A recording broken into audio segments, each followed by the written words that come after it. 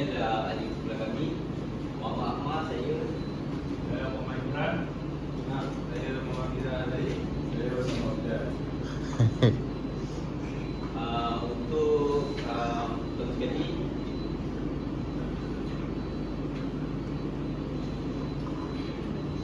kata tugas ni terbahagi kepada 4, iaitu kata penyambung ayat, kata praklausa, kata prafasa dan pasca prasa, dan kata pasca kata. Dan di bawahnya terdapat beberapa kata lain, seperti kata penyambung ayat kita ada kata hubung, kata praklausa kita ada kata seru, kata tanya, kata perintah, kata pembenar dan kata pangkat ayat. Seterusnya kata prafasa dan pasca prasa.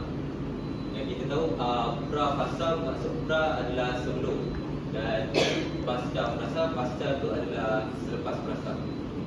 Dan di bawah prafasa dan pasca prasa ada kata batu, kata penguat, kata penegas, kata nafi, kata pemberi, kata sebut nama, kata arah, kata bilangan dan kata adverb. Seterusnya ialah kata pasca kata. Bila kata pasca kata ni ada kata penekan, kata pembenda. Kita mulakan dengan kata penyambung ayat, iaitu kata dia dalam kata penyambung ayat ada dua, iaitu kata hubung gabungan, dan seterusnya adalah kata hubung pancangan. Kata hubung gabungan ni menghubungkan dua klausa atau lebih yang setara sifatnya, seperti dan, atau, sambil dan tetapi. Seterusnya kata hubung pancangan terbahagi kepada 3, iaitu relatif, komplement dan keterangan. Relatif bermaksud menghubungkan klausa utama dengan klausa kecil. Perkataannya ialah yang. Seterusnya ialah komplement, menghubungkan klausa yang menjadi komplement atau pelengkap klausa utama. Ayat perkataannya ialah bahawa dan untuk. Seterusnya ialah keterangan, menghubungkan klausa yang menjadi keterangan kepada klausa utama, seperti kerana, agar, kalau, walaupun.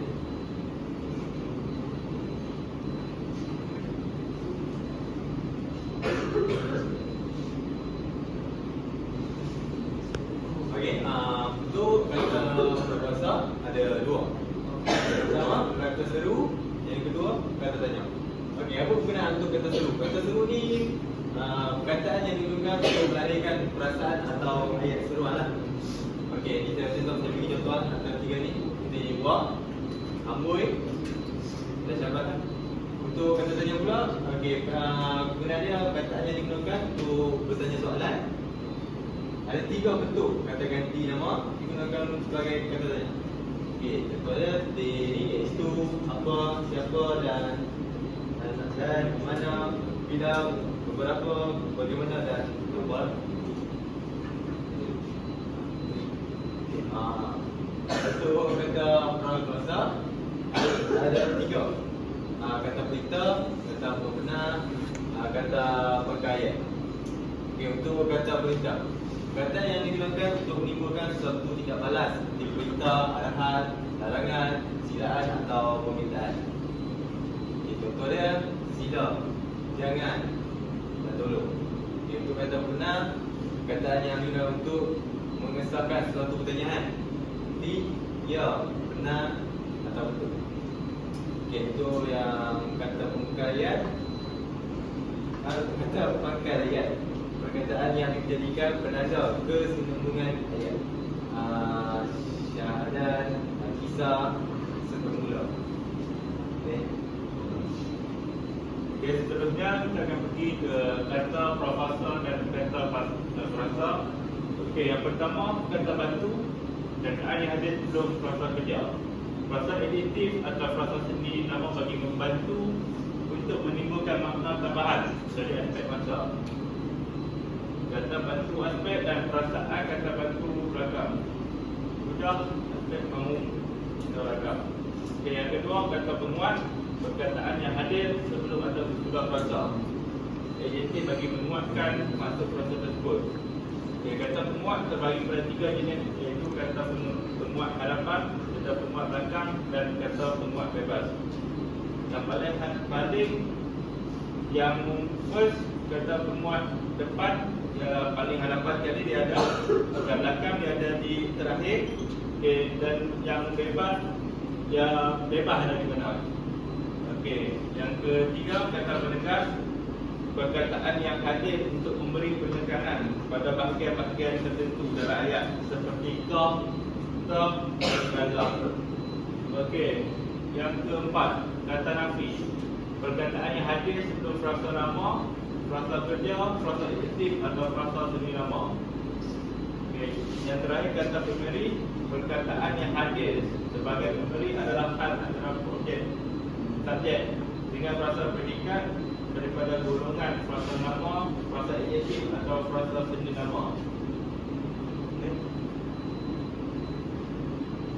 Kata semi nama, perkataan yang hadir di hadapan frasa nama dengan membawa fungsi tertentu di, pada, daripada.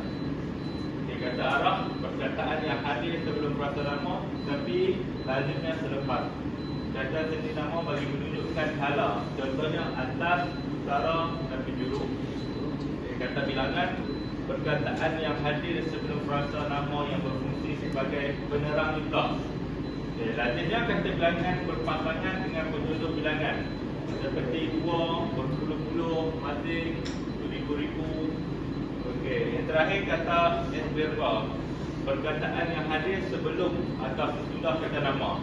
Kata kerja, kata adjektif atau frasa semi nama yang berfungsi bagi menerangkan cara, masa dan tempat. Kata adverb terbahagi kepada empat, iaitu kata adverb jati, kata adverb yang asalnya kata adjektif, kata adverb yang asalnya kata kerja. Ketawa, besar, hitam berkilat, rumah bersediran, berjalan pendek-pendek, menangis sedus-sedar. Itu contohnya. Okay, seterusnya kita ada fungsi kata sendi. Fungsi kata sendi ni ada 12. Yang kat sini ada 6 tu. Kat ada 6. Okay, contoh yang pertama adalah di, ke, dari, daripada, kepada, pada. Okey, untuk fungsi kata sendi di daripada tempat lah. Contohnya antara kata sendi nama di dengan kata nama boleh disisipkan kata arah.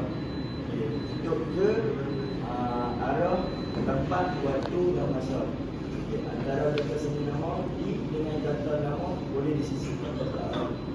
Okay. Dari wujud pada arah, tempat, waktu dan masa juga. Okay. Daripada pula wujud pada punca, iaitu manusia, haiwan, benda dan unsur mujarab.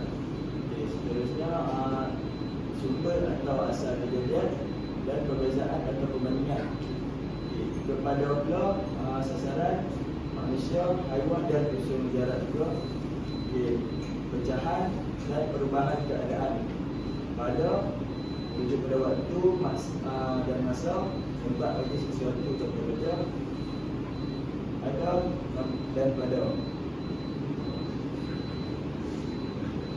Okay, seterusnya adalah lagi ini ialah untuk, demi, tentang, seperti, bagai, umpama dan asana, dengan, sejak, semenjak, terhadap, akan, boleh, hingga atau sampai, dalam dan atas. Okay. Contoh untuk adalah kegunaan sesuatu, bahagian yang ditentukan dan peruntukan. Boleh berganti dengan kata sendi, bagi. Okay. Demi adalah untuk tujuan, penegasan dalam ungkapan, melahirkan makna urutan satu atas sekumpulan.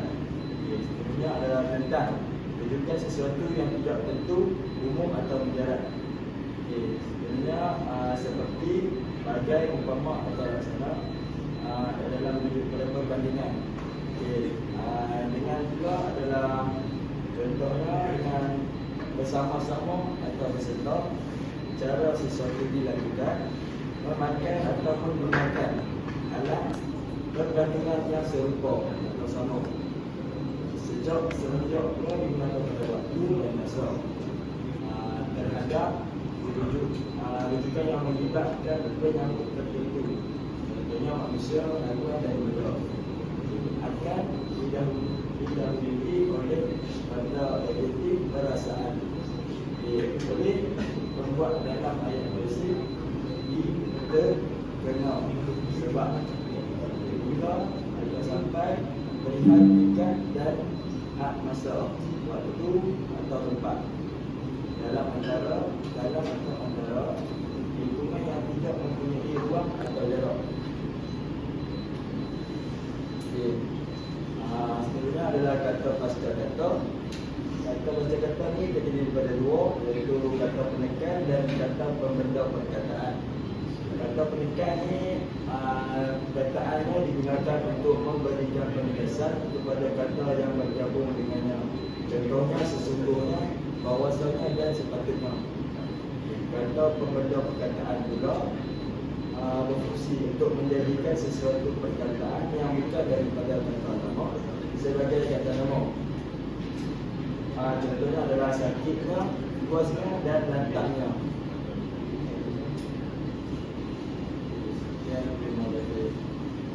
Okey, ada soalan? Bulan ni.